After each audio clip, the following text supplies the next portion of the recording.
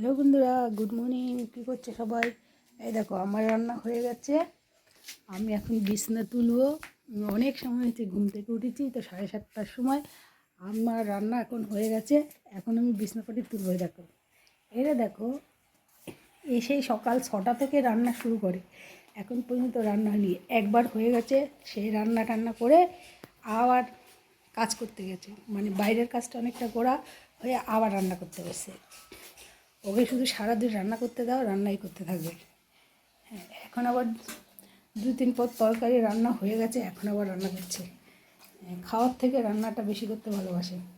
এই দেখো এখন আবার সেই সবজি কাটছে, এবার আবার রান্না করবে। আর আমার আবার রান্না বান্না করতে ভালো লাগে না। তো চলো আজকে একটু বাইরেরটা দেখাই তোমাদেরকে।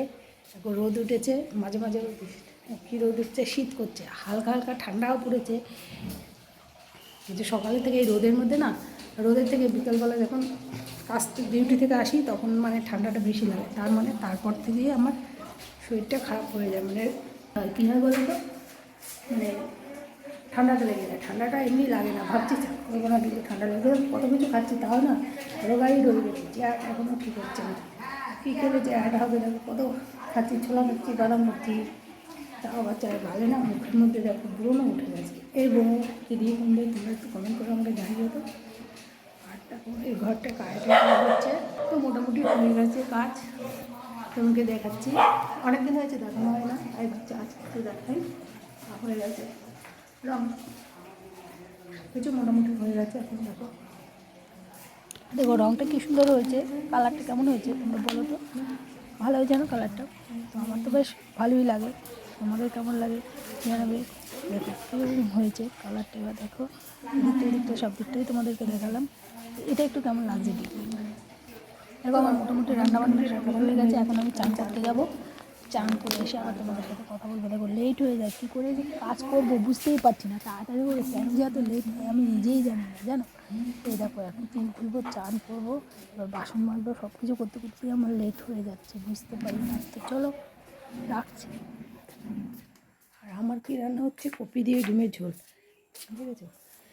কপিটা, এই গ্যাসটা কি শেষ হয়ে গেল নাকি? না, কমিয়ে রেখে গেছি।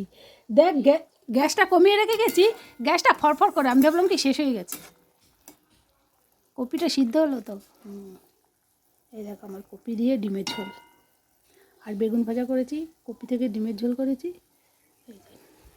কপিটা সিদ্ধ হয়ে গেলে ডিমটা দিয়ে দেবো। একার খাওয়া তো মোটামুটি একটা কিছু খাবার দিলেই হলো।